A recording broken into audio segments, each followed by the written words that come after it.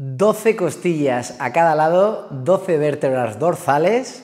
12 vértebras torácicas que actúan, participan, colaboran en la respiración, protección de nuestros órganos y vísceras, en la movilidad articular, en el sostén.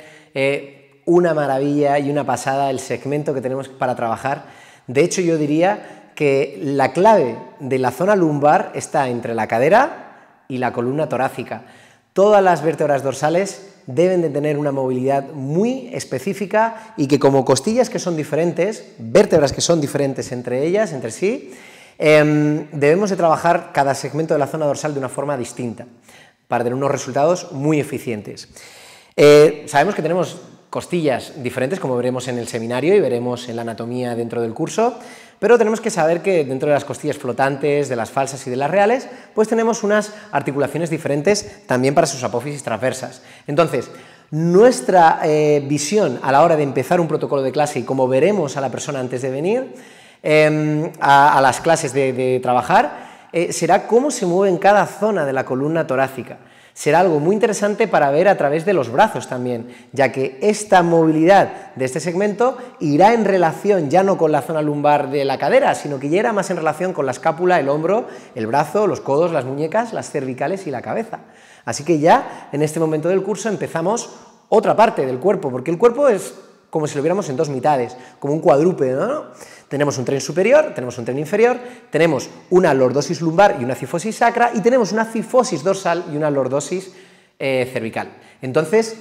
ahora ya comenzamos como una parte diferente de este curso. Bien, pues como vamos a empezar con los clientes que vengan con una excesiva cifosis o que vengan con una movilidad restringida en la zona dorsal, con poca movilidad torácica, con una respiración mal, con una respiración entrecortada, con estrés, con las costillas aquí, ¿no? Esas personas, lo primero que tenemos que hacer, si vivimos en Cifosislandia, ¿no?, y tienen forward head y tenemos una movilidad excesiva de flexión del tronco y muy reducida de extensión, tenemos que ir poco a poco mejorando la movilidad de la extensión. Pero como no podemos convertirle en Giselle Bündchen si era el Pozzi de inmediato, tenemos que ir poco a poco con giros. Entonces, de lo primero que vamos a hacer es evaluar los giros. Vamos a ver que esa persona canta mucho en el hombro y en el cuello. Entonces, vamos a evaluar en su postura en estático la cabeza, los hombros, los codos, las manos, a diferencia de como hacíamos antes, rodillas, caderas, etcétera, que también lo haremos, veremos la visión global de todo el cuerpo, pero sobre todo ahora nos centraremos en el análisis postural, no en la sentadilla solamente, en cuanto a las piernas, sino en la sentadilla, en cómo suben y bajan los brazos. Entonces, si le pido una sentadilla, le pido que suba los brazos y ver qué pasa con el cuello, o qué pasa con las dorsales, o qué pasa si molesta el hombro.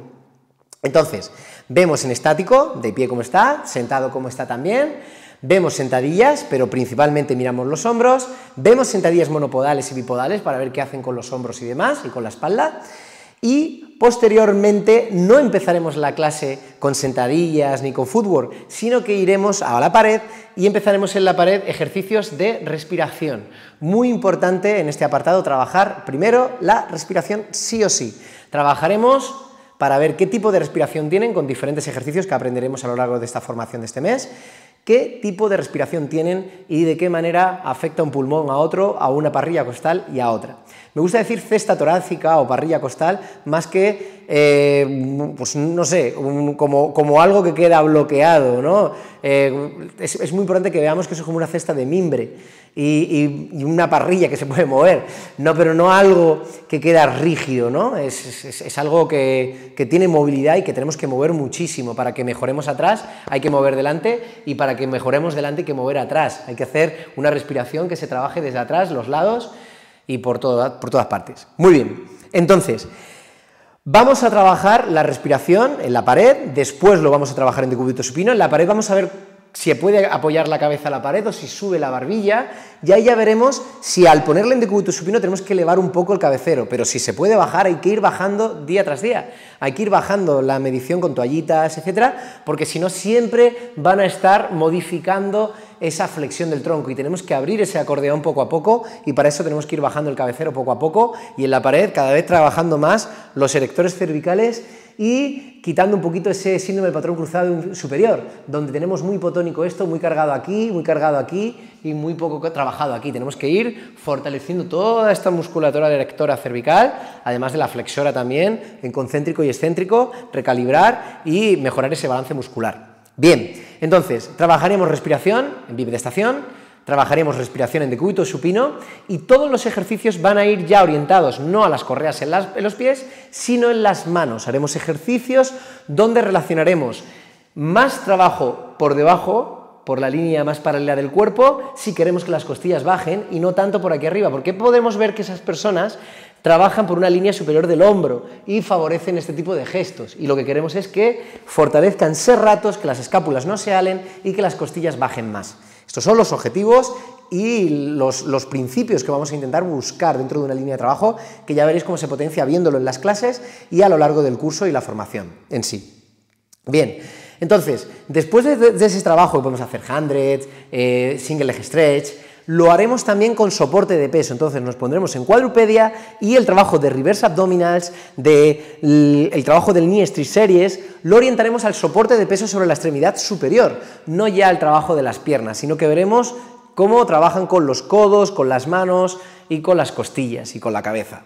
Bien, después de ese trabajo en soporte de peso ya, lo que haremos será planchas laterales también, donde veremos el peso repartido en un lado y en el otro, y no ya en los dos, para ver si falla más un lado u otro. El trabajo en la respiración, también en los puentes o en los thigh stretch o en el knee inside kick, también nos hablará muchísimo de si en un lado cogen más y mejor la respiración que en el otro, y si a ese percifosis hay que sumarle algún tipo de escoliosis o alguna modificación más.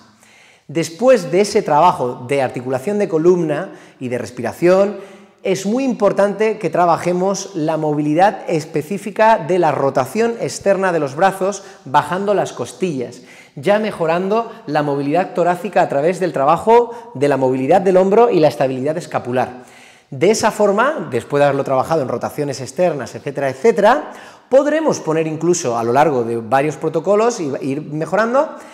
en decúbito prono. Si no pudiéramos ponerlo en decúbito prono, iríamos a la pared, de cara a la pared, para hacer ese trabajo de scarecrow y de extensión de columna dorsal. Bien, haremos trabajo de soporte de peso, fortaleceremos con push-ups para tener un buen tríceps que deje la escápula en su sitio e iremos viendo cómo va progresando poco a poco esa movilidad torácica y esa fuerza, sobre todo, que podemos hacer también con ejercicios de cuadrupedia, con giros en la parte de articulación de columna, poco a poco.